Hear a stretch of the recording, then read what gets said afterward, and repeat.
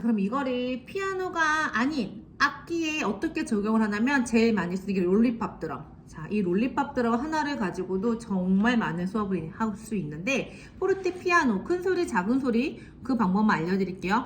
말렛은 처음부터 주시면 안 돼요. 말렛을 받자마자 냅다 두드리기 때문에 아이들한테 나눠줄 때는 이 악기만 먼저 나눠주시는 거예요. 그래서 아이들로 하여금 환경을 잘 만들어 주셔야 돼요. 수업을 집중해서 해 나갈 수 있도록. 그래서 악기 나눠주기 전 항상 교사의 모델링. 저 같은 경우에는 연령에 따라 굉장히 다른데 그냥 단순하게 아까 피아노 수업과 연결해서 곰 3마리가 한 집에 있어. 뭐라고? 아빠고 엄마고 애기고. 선생님이 아까 아빠고 뭐라 그랬지? 아이들이 대답하겠죠? 아빠곰은 손바닥으로 큰 소리 뭐라고? 큰 소리 보여주는 거야. 교사가 손바닥으로 공간을 넓게 해서 악기 예쁘게다 두드리는 거. 아기곰은 뭐라 그랬지? 기억하는지 한번 확인하고. 맞아, 아기곰은 손가락으로 쉿, 크게 하면 안 돼. 숙여야 돼. 작은 소리. 아기곰은 작은 소리 이렇게 보여줘. 그런 다음에 아이들한테 악기 나눠주고 탐색할 시간, 무슨 소리가 나고 어떻게 생겨갈 시간을 줘요. 준 다음에 제가 일렬에 그런 수업 방식이 있어요. 그래서 너무 길어지니까 빼고 나눠줬어. 그럼 말렛 주기 전에 손바닥으로 악기를 두드리면서 포르테 피아노 할 수 있는지를 보는 거예요. 아까 노래했죠? 우리 신체에 그거를 그대로 악기로 옮겨왔다고 생각하시면 돼요. 그러면 교사가 곰생활이 연주를 하고 아이들이 포르테라고 악기에다가 하는 거야. 손가락으로 피아노 하는 거예요. 그 다음 말렛을 나눠주셔야 돼요. 그러면 손바닥과 손가락이 아니라 말렛, 막대기를 잡고도 포르테, 그러니까 도구가 같은 상태잖아요. 손바닥, 손가락이 아니라 도구가 같은 상태로도 포르테, 소리의 크기를 조절할 수 있는지, 피아노 조절할 수 있는지 요렇게 보시면 돼요. 악기는 롤리팝 드럼이 아니라 진짜 많은 종류의 드럼들이 있거든요. 중요한 건 그 악기에, 물론 드럼이라는 하나의 그 큰 종류지만 그 안에서 제가 생각나는 것만 해도 지금 롤리팝 드럼 있죠, 뱅뱅 드럼 있죠, 곰돌이 드럼 있죠, 수박 드럼 있죠, 되게 많거든요. 오션 드럼 있죠.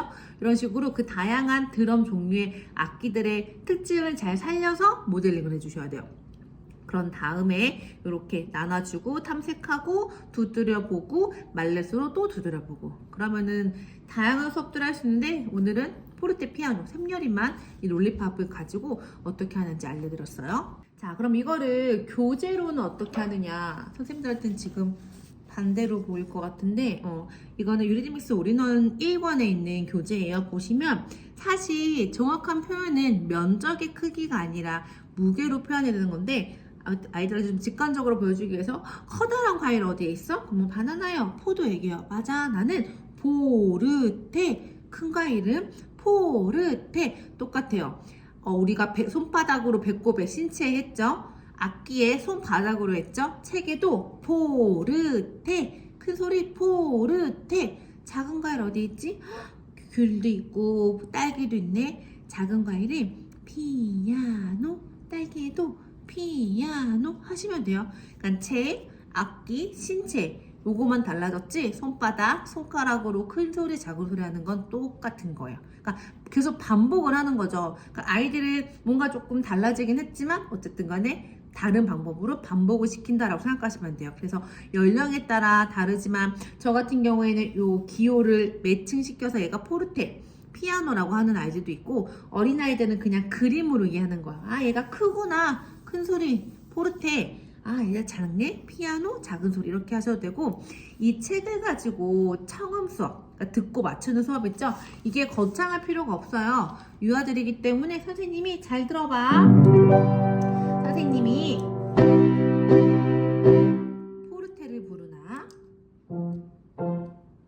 피아노 부르는지 잘 들어봐 한 다음에 선생님이 랜덤으로 치는 거예요. 난 누구야? 아이들이 포르테야 뭐 이렇게 대답해. 그러면 포르테 찾아서 동그라미 한번 해볼까? 하셔도 되고, 포르테 찾아서 포르테 한번 써볼까? 라고 해서 선생님이 치는 소리의 크기를 듣고 큰 소리인지 작은 소리인지 포르테인지 피아노인지 듣고서 교재에다가 그림에 동그라미 해보든지 뭐 기호에 쓴다든지 기호를 동그라미 한다든지 라고 해서 맞춰보는 거예요. 이게 저는 유아아이들과 하는 처음 수업. 뭐 거창할 필요 없이 그냥 듣고 맞추는 수업이다 라고 생각하시면 돼요. 자, 그럼 이걸 피아노 앞에 와서 어떻게 하느냐. 저는 그 음원에 맞춰서 하긴 하는데 노래에 맞춰서 피아노 앞에서 똑같아요. 우리 손바닥, 손가락으로 했죠? 손바닥으로 포르테 더 크게 포르테 하시면 되고요. 피아노 작은 소리 어떡하지? 손가락으로 피아노. 이때 중요한 건 아이들도 공간을 인지하게 하는 거예요. 그래서 큰 소리 다 같이 포르테. 아기 고문 뭐였지? 하면 손가락으로 얘들아 숙여. 그럼 애들이 피아노에 속 숙이거든요. 숙인 상태에서 머리를 건반에 이렇게 바꾸서 작은 소리 할 수 있어요. 그럼 아이들이 공간으로도 소리의 크기도 당연하고 공간으로도 큰 소리와 작은 소리를 이해할 수 있죠. 그러니까 아이들이 이런 수업을 해보면요. 아, 포르테는 이렇게 기호를 써야 되고 큰 소리, 포르테 이렇게 써서 외우는 게 아니라 그냥 그 단어에 아이들이 입 밖으로 내는 그 단어에 그 소리에 그 뜻이 묻어나요. 그래서 어리기 때문에 뭐 연필을 자꾸 쓴다거나 기호를 명확하게 안다거나 하진 않지만 물론 아는 아이들도 있어요. 그렇긴 하지만 이 아이들이 큰 소리 포르테, 작은 소리 피아노 이렇게 하거든요. 이런 식으로 아이들한테 감각적으로 알려주는 거예요. 그렇게 하면 기호를 쓰지 못해도 혹은 글씨를 몰라도 이렇게 느끼고 듣고 표현하는 음악 수업은 얼마든지 할 수가 있어요.